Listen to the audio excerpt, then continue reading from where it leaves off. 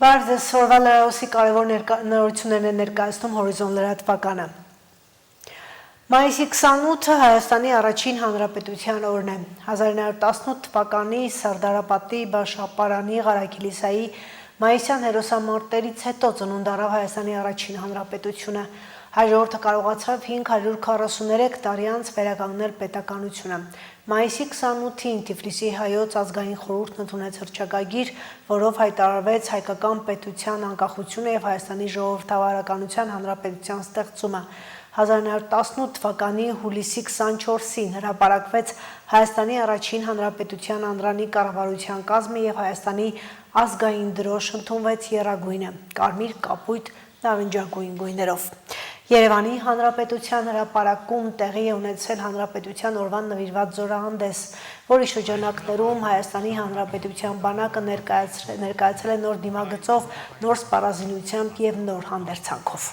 Հապատ մեքենա է, նախատեսված բարդ տեղանքում անձնակազմի արագ խնդիրների կատարման շրջան տեղափոխելու, հետախուզություն վարելու, պայմանական հակառակորդի վրա քրակային ներգործություն ապահովելու, ինչպես նաև ղեկավարում ու բարեկություն իրականացնելու համար։ Մոտակա գործողության կարիճ ինքնագնաց զենիթային հրթիռային համալիրը նախատեսված է ցածր թռչող ինքնաթիռների, ուղաթիռների եւ անօդաչու թռչող սարքերի հայտնաբերման ու ոչնչացման։ Հրապարակով անցնում են Տոր M2KM զենիթային հրթիռային համալիրի մարտական մեքենաներով սպառազինված հակաօդային պաշտպանության ստորաբաժանումները։ Լուսան զենիթային հրթիռային համակարգի ինտեգրումը զինված ուժերի հակաօդային պաշտպանության զորքերի կազմում հնարավորություն է տալիս արդյունավետ պայքար մղել ժամանակակից օդային հարձակման միջոցների դեմ եւ էապես բարձրացնել օբյեկտների հակաօդային պաշտպանության մակարդակը։ Իր հրետանային համակարգը նախատեսված է մեծ հեռավորության վրա խոցելու հրթիռային, ռեակտիվ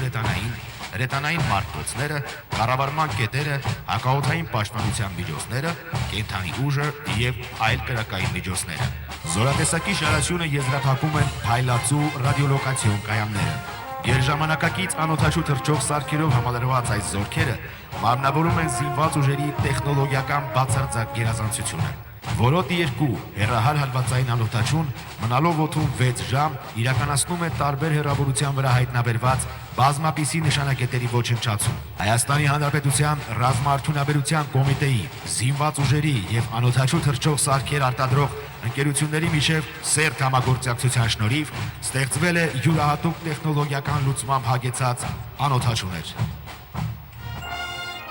Այս պահին մայրաքաղաք Երևանի երկնքով Հանրապետության հրապարակի վրայով անցնում է զինված ուժերի ավիացիան։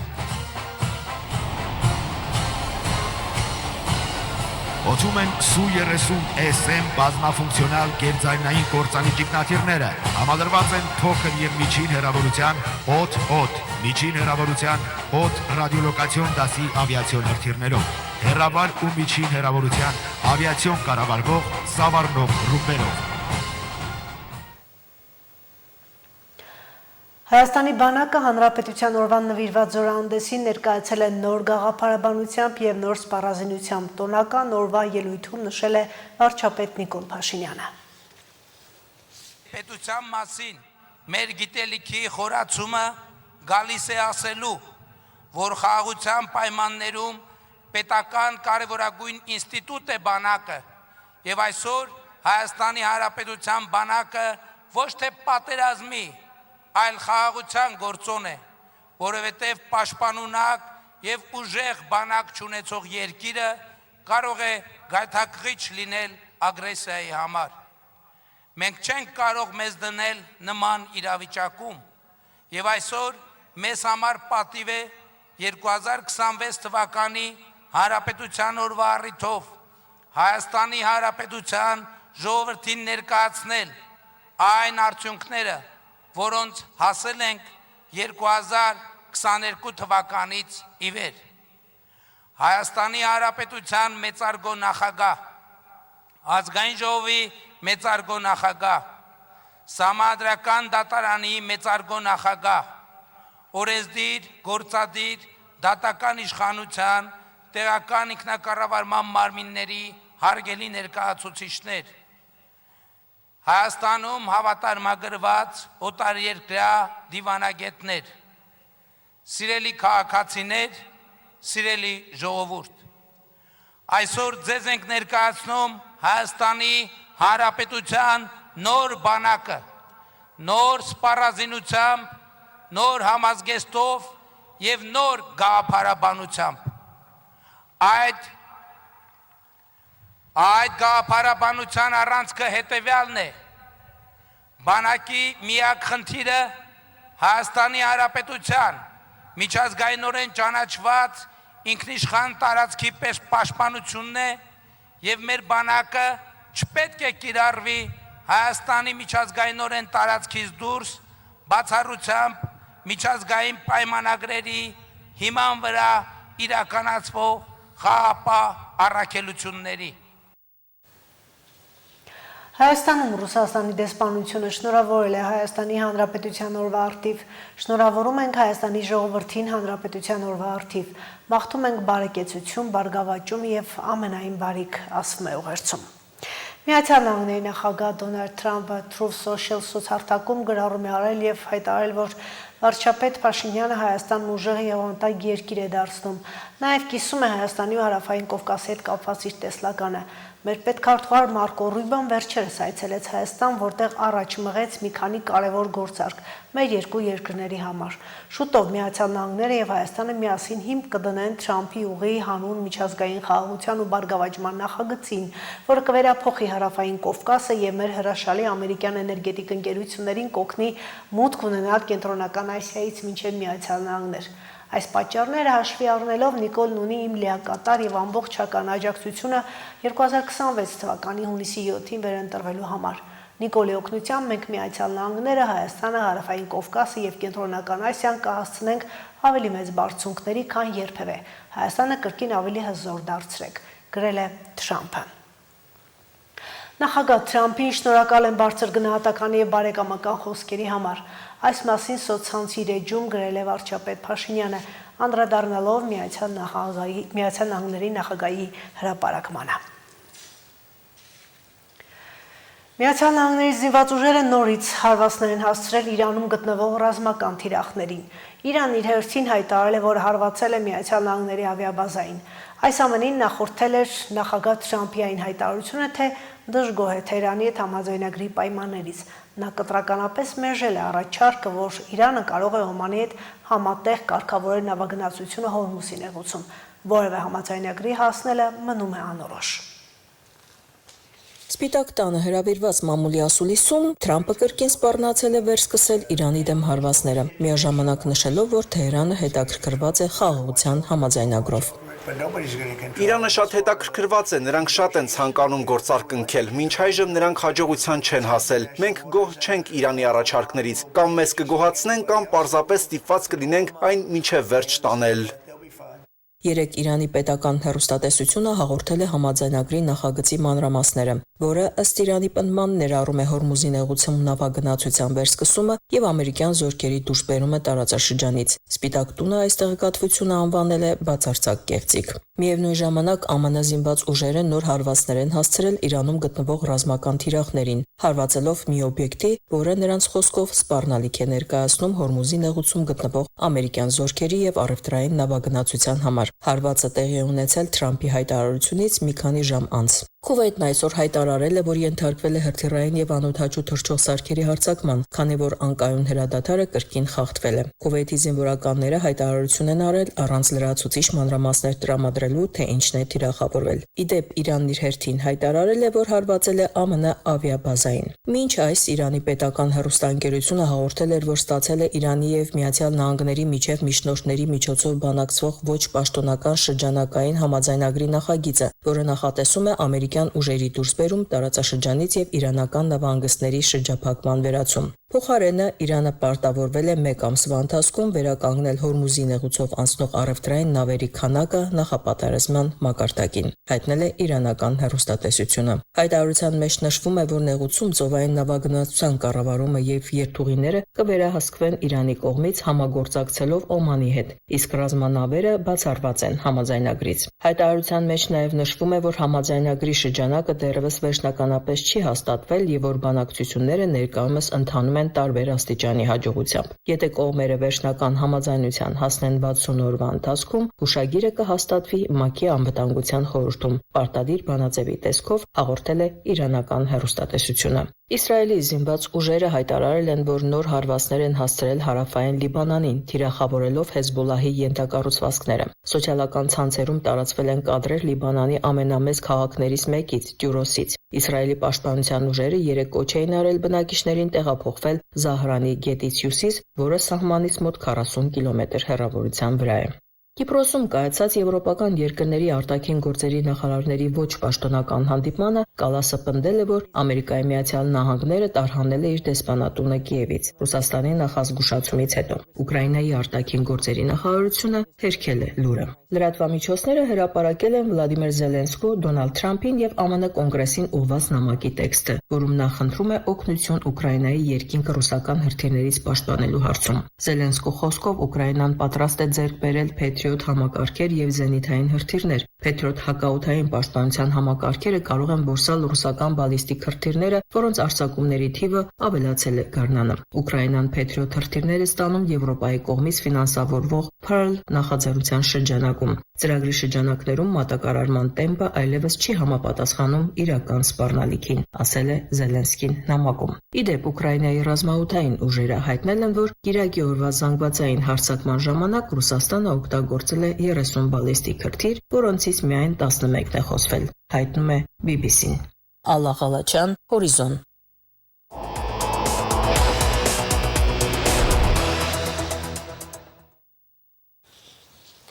Ամեն տարի արդեն 5-րդ անգամ մայիսի 28-ին Գյումրիում անցկացվում է Հայաստան երգչախմբային հանրապետական մրցույթ փառատոն։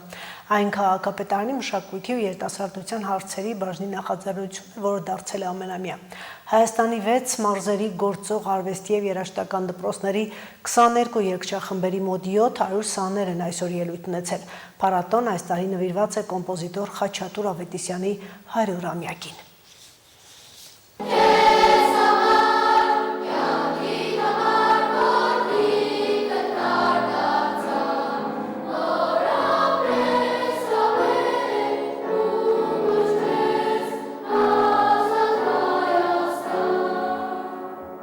Հայաստան երկիրը փառաբանող գեղեցիկ կոմպոզիտորական երգերն էին հնչում Գյումրիի կամերային դահլիճի բեմում, որոնք կատարում էին Հայաստանի մարզերի արվեստի ու երաժշտական դպրոցների երգչախմբերը։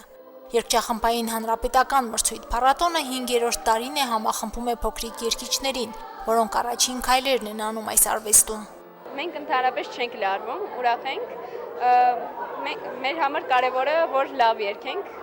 Մեզ համար հաճույք է այստեղ գալը, ամեն օր փորձում ենք, ճիշտ է փորձերը դժվար են ընտանում, բայց արդյունքը տեսնում ենք։ Ամենամեծ արդյունքը, որ մենք ունենում ենք, երեխաները վայելում են միասին երգելու բերկրանքը, որովհետև երգչախումբ նշանակում է միախմբում, համախմբում, համաձայնություն, հարմոնիա։ Փառատոնը 5 տարի առաջ մեկնարկեց ընդամենը 6 երգչախմբերի մասնակցությամբ։ Այն մրցութային է, բայց ոչ այնքան լավագույններին առանձնացնելու, որքան երգչախմբային արվեստը զարգացնելու նպատակային նախաձեռնություն։ Այս տարվա մրցույթ փառատոնին 20 երգչախմբեր են մասնակցության հայտ ներկայացրել, որոնք կատարողական որակ են հղկել եւ արդեն հանդես են գալիս համերգային ծրագրերով։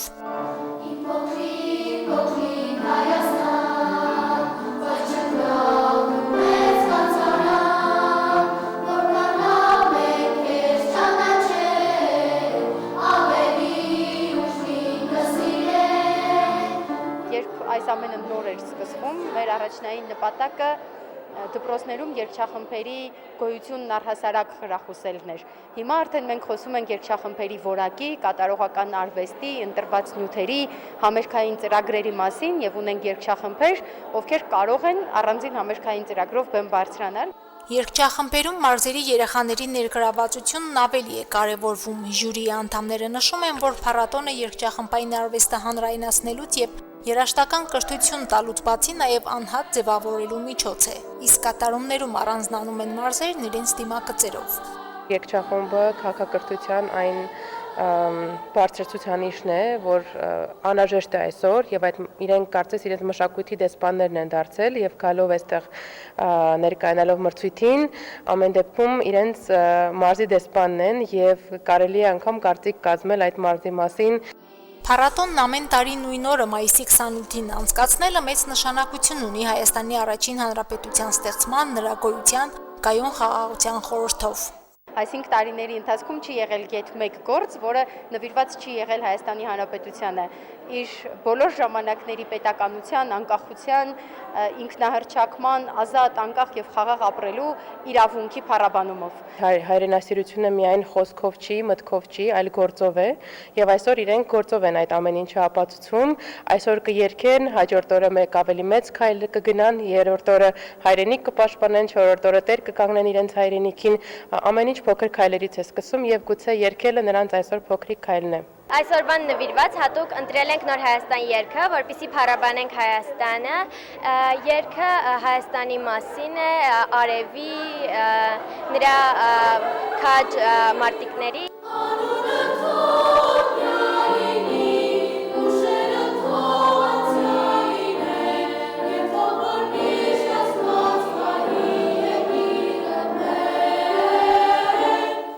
Ամեն տարի մրցույթ փառատոնը եզրափակվում է մեկ երգի միասնական կատարումով։ Գյումրիի արվեստի եւ երաժշտական դպրոցների միասնական երգչախումբը կկատարի մեծանուն կոմպոզիտոր Խաչատուր Ավետիսյանի «Մեր աշխարհը» ստեղծագործությունը։ Մարինե Դերբինյան, Արարատ Ծատուրյան, Հորիզոն։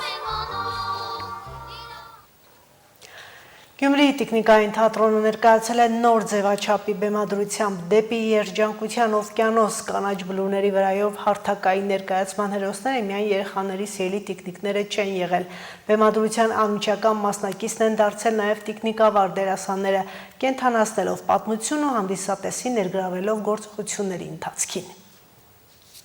Տունը դարձնում ես նավ, որպեսի սլանաս հերու շատ հերու։ Դեպի երջանկության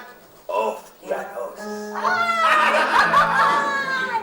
Անտարի խորքում ապրող ծերգայլն է, որից բոլորը վախենում են։ Մի օր որոշում է իր կիսատ մնացած երազանքին հասնել՝ նավաստի դառնալ։ Երբ հայտարարում է, թե անձնակազմ է հավաքում, անտարի մյուս բնակիչները մտածում են, թե ծերգայլը խելքը թռցրել է ու այս իրավիճակից կարելի է օգտվել։ Հետաքրքիր է, գայլ եղբայր։ Իսկ ինչպես ես սա մինչև գետ հասցնելու։ Այն կտեսնեք, մենք կնողանք մռայլ ժայռերի և տխուր մարդկանց կողմով։ Կամուանիկները մեզ կհասցնեն դեպի մեր երազանքը։ Կանաչ բլուրների վրա առանց ջրի նավարկելն անմտություն ու ժամանակի վատնում համարող կենդանիները գայլին ծաղրելուց բացի որոշում են խանգարել նաև նրա հետ ճանապարհ ընկնել ցանկացող նապաստակին, ուտել նրան։ Բեմում պատմությունը ծավալվում է գունավոր, երաժշտական ու ակտիվ մթնոլորտում։ Փոքրիկ հանդիսատեսը, որի ուշադրությունը ներկայացումը գրավել էր դեռ առաջին րոպեներից, այս անգամ բեմում առաջին անգամ տեսնում էր ոչ միայն սիրելի կենդանիներին, այլև տիկնիկավար դերասաններին, լսում հենց այն ձայները, որոնցով մինչև այդ խոսում էին տիկնիկները։ Իսկ ո՞ր է կապիտանը։ Կապիտանը նավախցում է, իսկ հեշտագրումն արդեն ավարտված։ Ինչ։ Ես այս տեխնիկավարությունից հասկացա, որ պետք է լինել ազնիվ եւ չկոտրվել։ Հետաքրքիր էր քայլորդ պես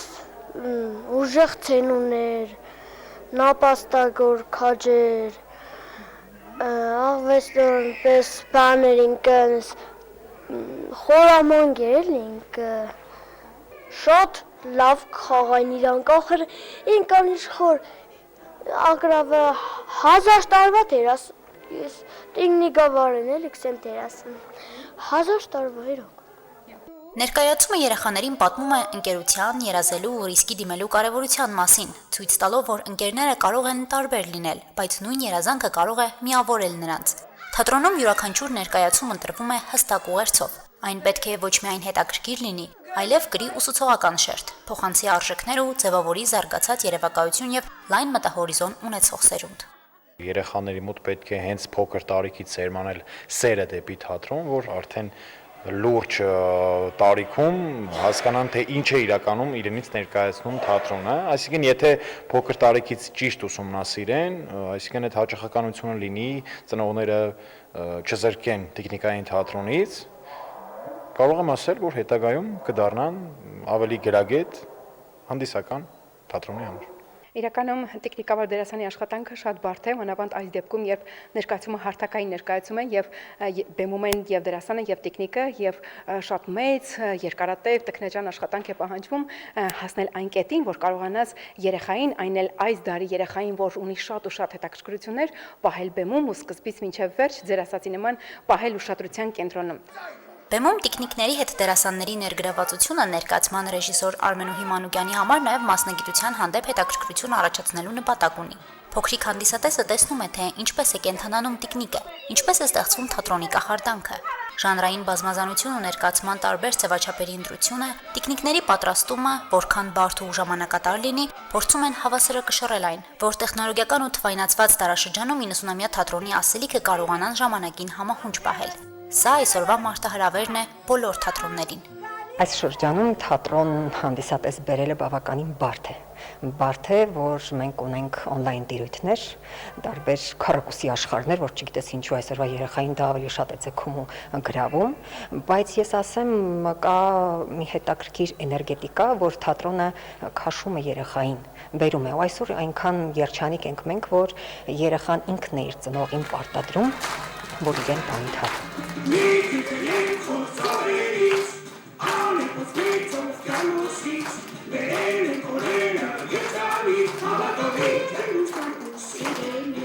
Տեխնիկային թատրոնը պատրաստվում է ևս երկու նոր առաջնախաղի։ Փոքրիկ հանդիսատեսին շուտով կներկայացնեն դանիացի հեքիաթագիր Հանս Քրիստիան Անդերսենի «Լուցկիներով աղջիկը» ու Գրիմ եղբայրների «Սպիտակաձյունիկն» ու 7 թզուկները հայտնի հեքիաթները։ Հասմիկ Թումասյան, Արարատ Ծատուրյան, Հորիզոն։